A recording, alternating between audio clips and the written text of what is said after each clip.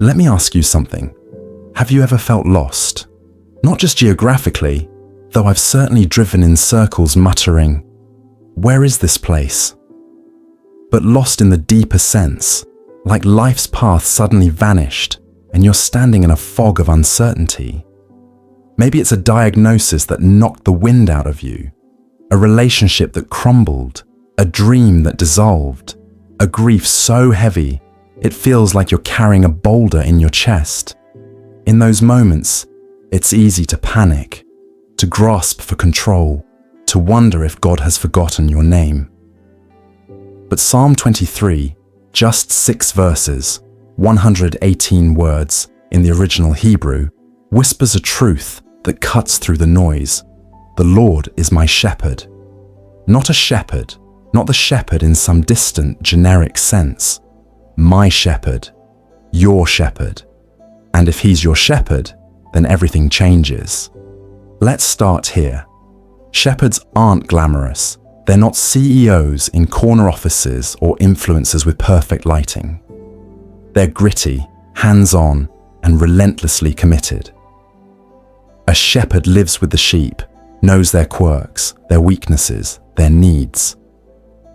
He doesn't drive them, he leads them. He doesn't abandon them when storms hit. He stays close, using his rod to fend off predators and his staff to nudge them back to safety. When David wrote, "The Lord is my shepherd," he wasn't romanticizing the Christian life. He'd spent years in the field smelling like sheep, fending off lions and bears. He knew what it meant to need a protector. And here's the kicker. He wrote this psalm as a king. Even with a crown, David still saw himself as a sheep, dependent, vulnerable, in need of guidance. That's humility. That's honesty. That's where faith begins. I lack nothing. That's the next line. Not, I have everything I want, but I lack nothing. Because a shepherd doesn't indulge every whim of the sheep. He gives them what they need. Sheep are terrible at self-care. Left alone, they'll gorge on toxic plants or wander into deserts. They need someone to say, "No, this way. Trust me." Maybe that's why Psalm 23 starts with surrender. You are not in charge. The shepherd decides the path. The shepherd knows where the green pastures and still waters are. Our job is to follow, even when the trail feels steep, even when we'd rather sprint toward the flashy, fake meadows the world promises. But here's the miracle. When we let him lead, we find our souls restored. Not just okay, but restored. Like a cracked vase glued back with gold, more beautiful for having been broken. Then comes the line we all cling to. Even though I walk through the darkest valley, I will fear no evil, for you are with me. Notice, it's walk through, not set up camp, not build a vacation home in the valley. The darkness is temporary, but here's what we miss. Valleys aren't just places of danger, they're also places of nourishment. In the Middle East, shepherds lead flocks through valleys called wadis, dry riverbeds that flood in rainy seasons. The water carves deep, shadowy paths, but it's there, in the valley, that the soil is richest. Grass grows lush, streams emerge. What if your darkest valley isn't a punishment, but a passage to provision?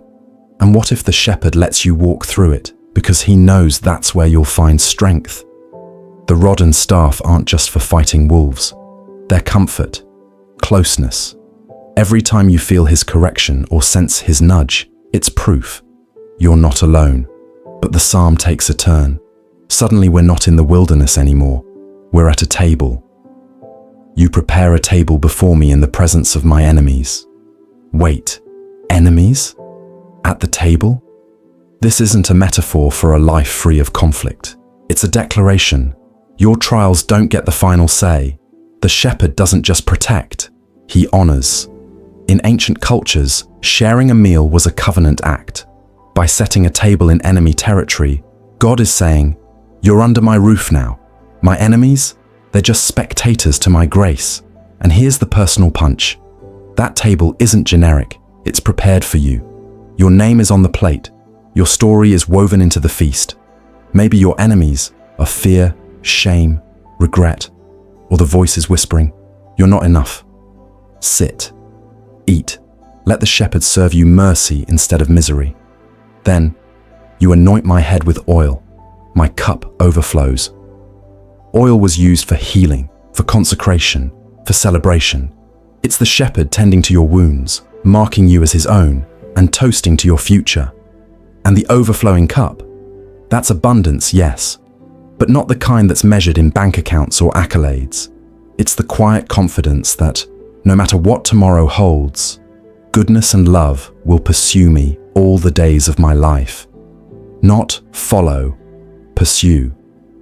The Hebrew word here, radaf, is the same used for armies chasing enemies. God's goodness isn't trailing behind you, it's hunting you down, even on days when you're running from it. Finally, I will dwell in the house of the Lord forever.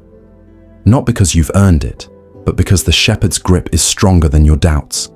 This isn't just about heaven, it's about now. To dwell means to stay, to linger, to make a home. The house of the Lord isn't a building, it's wherever the shepherd is, and he's here. In your kitchen, in your hospital room, in the car where you scream prayers through tears. He's there. So, if you're feeling lost today, hear this. Your shepherd knows your name. He sees the valleys ahead and walks them with you. He's preparing a table in the middle of your mess, your cup.